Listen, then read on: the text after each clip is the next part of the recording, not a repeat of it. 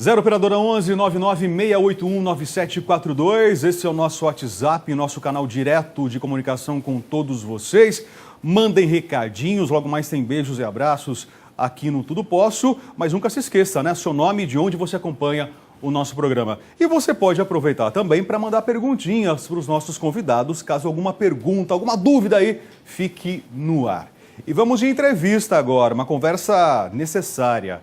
A palavra bullying tem origem na língua inglesa e faz referência a bully, que entendemos como valentão, aquele que maltrata ou violenta de forma constante outras pessoas. E é justamente esse ato, de forma sistemática, repetitiva, que é denominado então de bullying.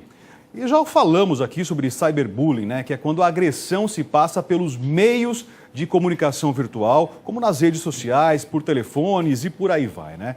E para esclarecer como lidar com essa situação, infelizmente, cada vez mais recorrente, principalmente entre os jovens, nós estamos recebendo o advogado Dr. Marcos Bernardini. Dr. Marcos, boa tarde. Boa tarde. Bem-vindo, por favor, Prazer. fique à vontade. Obrigado pela presença.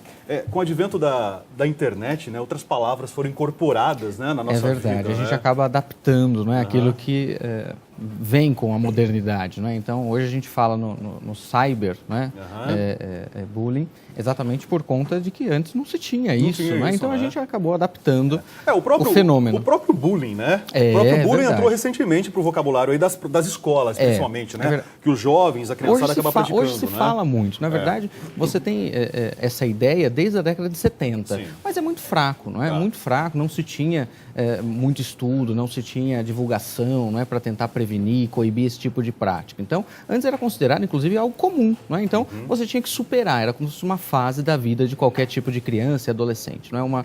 Uma hora de você passar por aquilo e ia acontecer. Agora, hoje não, né? Hoje a gente entende quais são os mecanismos do bullying, o que aquilo efetivamente vai trazer de prejuízo para a criança. Até certo tempo atrás, a gente acreditava que depressão não era uma doença, não é? Eu lembro que antigamente a gente falava que era falta do que fazer e tudo mais. E hoje a gente sabe que é uma doença, algo grave, que pode inclusive ser tratado. E o bullying na mesma forma, né? Então, antigamente ele não era visto como uma repressão, como algo que realmente deve ser coibido, e hoje é. Fazendo só uma associação com a depressão, né? Em função do bullying, nós já sabemos que muitas pessoas acabam se isolando da vida social. É verdade. Né? Então, as consequências dessa situação são gravíssimas, são muito fortes. Sim, né? Pode chegar inclusive até o suicídio. Né? Infelizmente, né, nos casos mais graves, além da pessoa se isolar, não é? E ter um quadro depressivo que pode evoluir até o suicídio, infelizmente. O bullying seria uma ofensa repetitiva. Sim. Seria isso. Sim, exatamente. Né? Então, assim, o que caracteriza o bullying sempre é a repetição sistemática. Não é? Então, um ato isolado, então, de repente, uma ofensa, uma difamação, uma injúria, algo pontual, não é considerado bullying. Okay. É óbvio que é reprovável, pode ser punido de muitas formas, mas o que é considerado bullying efetivamente é aquela conduta reiterada, repetida, sistemática, não é? Que perdura por grande tempo. Então, isso é que é considerado, sim, o bullying e que traz aí várias consequências muito mais prejudiciais do que um ato isolado.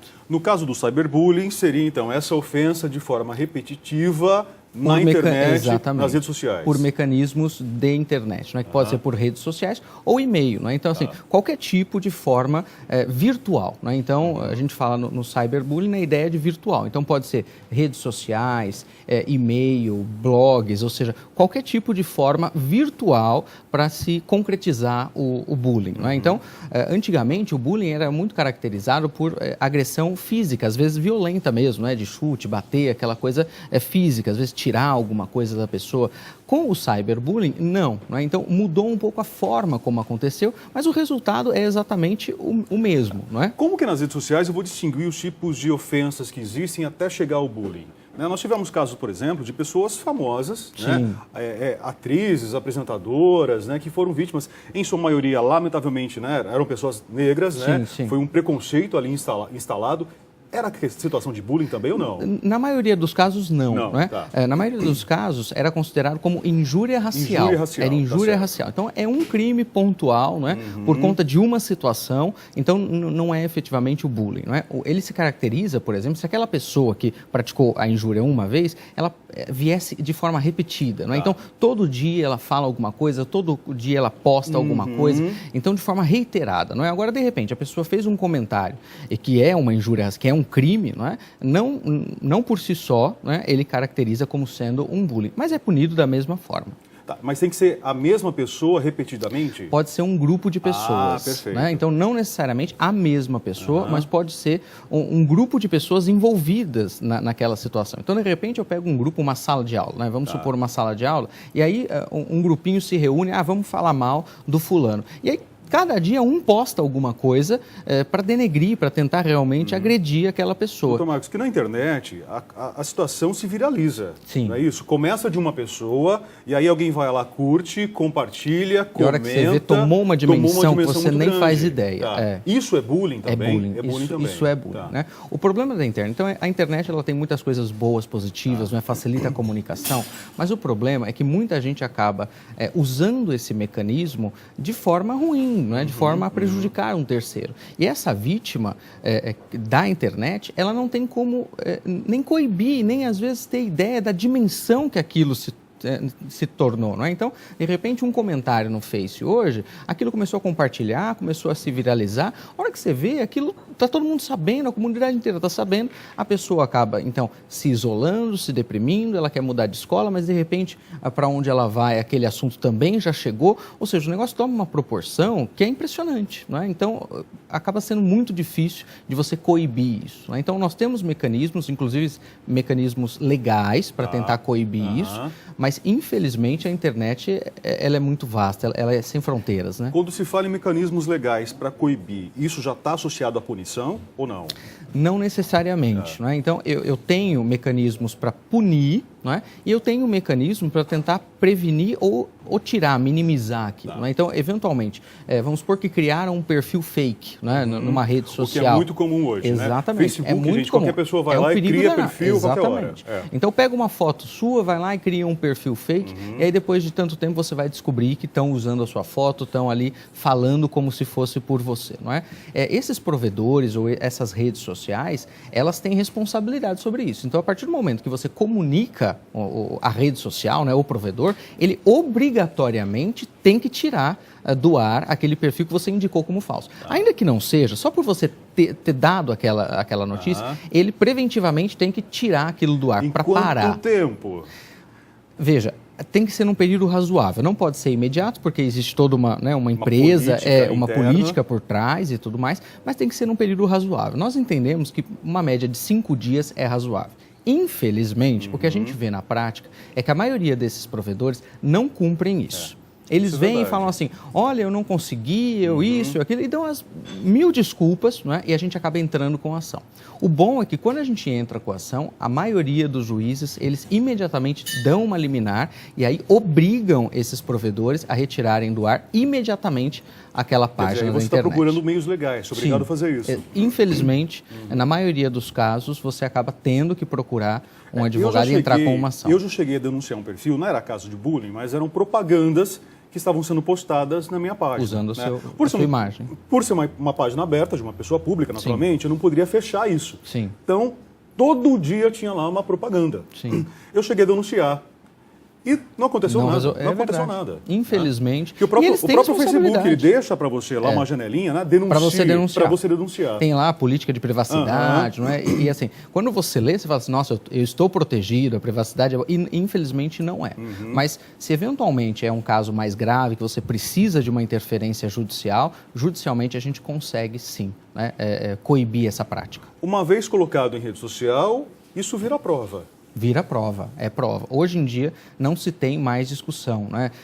De celular, WhatsApp, tudo isso hoje é considerado prova com muita tranquilidade. Antigamente a gente não sabia ainda, né, como lidar com isso no direito. Hoje é muito tranquilo, né? Hoje é muito tranquilo. Foi o Marco Civil da Internet que veio dar essa força? Não, antes disso as decisões já estavam se adaptando a essa modernidade, né? Então o Marco Civil veio a ajudar, a tentar regulamentar algumas coisas, não regulamentou tudo, mas ajudou consideravelmente, mas assim, o direito ele tem que lidar com aquilo que está acontecendo. Então, o Marco Civil é recente. E antes disso, né? Então, você precisa levar aquele problema para o judiciário vai te dar uma resposta. Então, a gente tinha resposta, sim, ainda que não tenha lei específica no caso. Como que isso é punido?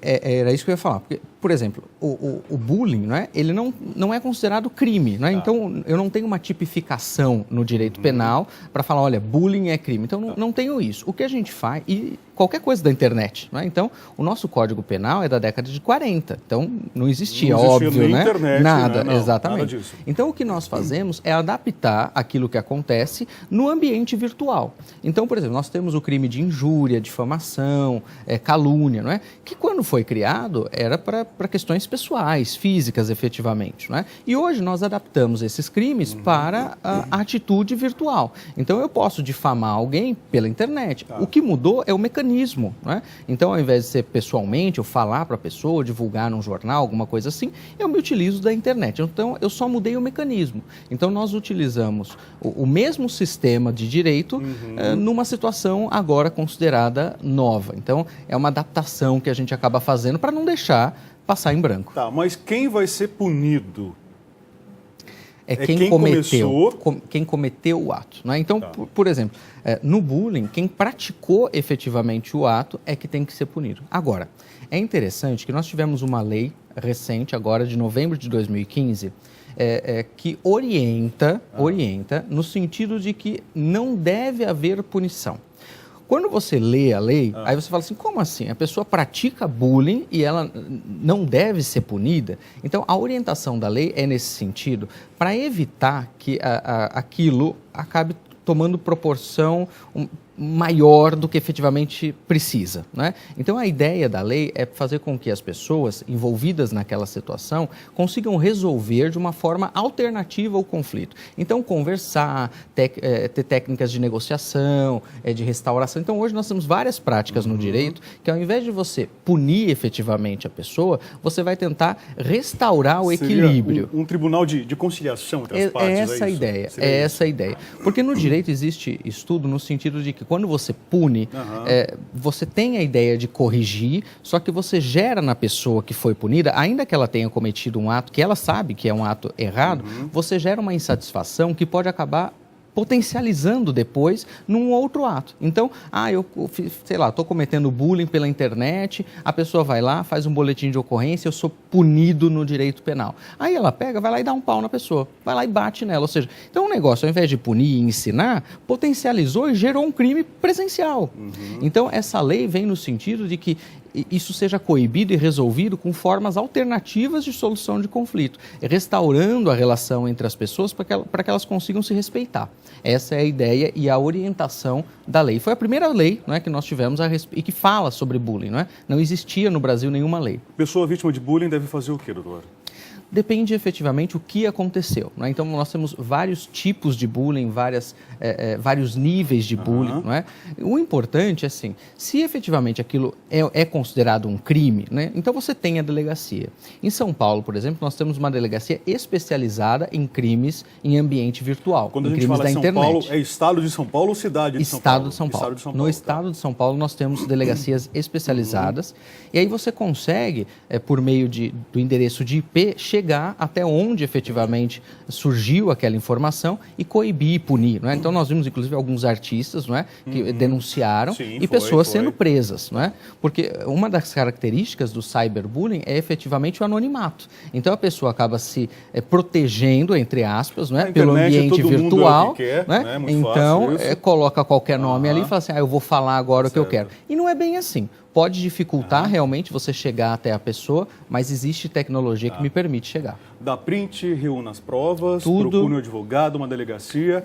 Mas o importante é não deixar passar em branco, né, Com doutor? certeza, Isso é com fato. certeza. Doutor Marcos, muito obrigado. Eu que agradeço. Valeu pela conversa, obrigado pela presença mais uma vez. Se alguma dúvida ficou, 0 operadora 11, 99681-9742. Às vezes o apresentador é rápido demais, né? Levanta rápido demais aqui. Tem problema não? Vamos fazer intervalo agora? No próximo bloco tem música, tem D13, contando a sua história e, é claro, cantando pra gente. Já voltamos.